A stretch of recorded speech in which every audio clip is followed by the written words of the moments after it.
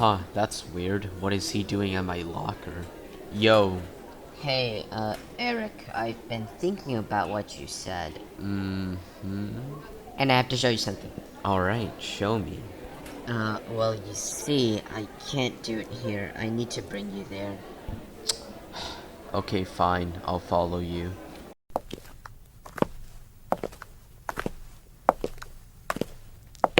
Over there. What? That's stupid. Why in there? I don't want anybody else to see. Just follow me.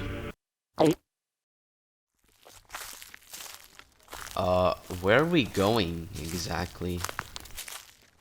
It's back here. You'll see. This is it? Is this what you want to show me? Hey, I think I hear some people coming. Uh-oh, this looks like trouble. You should probably get out of here. I'll try to talk to them. You fool. Did you really think they were after me? Is this what you want to show me, David? No, I've got something I want to show you. I heard about what you called me. I don't think I recall such an act.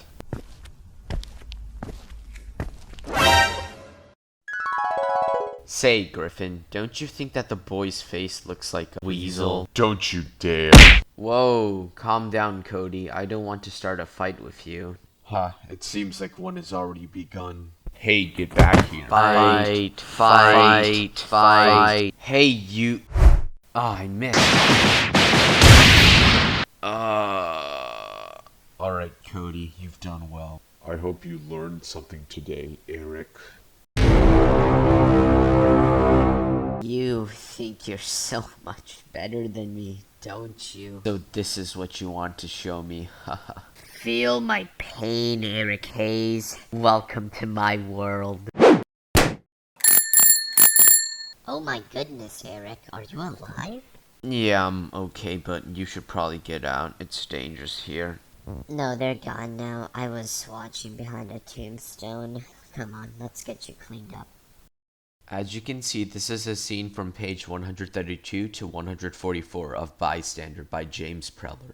I decided to do a reenactment of it because I really liked it. The main thing I loved was the action and the suspense. There was a ton of violence with Cody beating up Eric and David doing so as well. This line about the crowd closing in on Eric was very intense as well, since they were comparing one of the strongest marine predators to a bunch of measly middle schoolers, so it definitely sent chills down my spine. When Eric and David were walking towards the cemetery, and Eric realized that David could be trying to show him a weapon, I realized that as well, and it kept me on edge the whole time I was reading, waiting for the worst to happen. Another great thing was how well the author described Eric's pain, making it feel like you were the one being punched or kicked. I also admired the amount of foreshadowing that was done before Eric met Griffin and Cody. The fact that David was nervous and he was waiting at Eric's locker was already setting off alarms that something bad was going to happen. David bringing Eric to the cemetery was suspicious because the cemetery usually has a negative and scary connotation because of the dead bodies that are buried there. Also, you usually would not go to the cemetery to present and show someone something. David not wanting anybody else to see was even more suspicious because that meant the thing he was going to show Eric was so bad he couldn't have other people looking at it. Eventually, all these advance warnings did lead up to something tragic happening, so well done on the author for giving us a heads up. I also loved the little plot twists during the scene.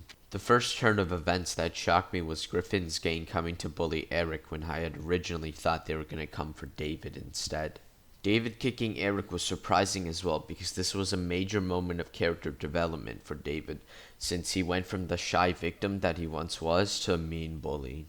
Finally, after all of that violence, I liked how it ended in a good note with Mary coming to help Eric. It was very wholesome to see their relationship developing with them getting comfortable enough to touch each other and walk home together. The fact that Mary even came to help Eric surprised me because she usually is a girl who just watches bullying occur and then does nothing afterwards. As a result, I liked this scene because of the action, suspense, details of injury, the foreboding that Eric was going to get into trouble, and the ending. While creating this scene, I decided to film it in a very specific fashion. One thing I did was make all the shots really up close and personal. I decided to put all the characters really close together so you could truly feel the intensity that was brewing between them. Putting the camera really close also helped make the punches and kicks more brutal and have more impact. The second thing I focused on was audio. I decided not to add any music and made the footsteps really loud.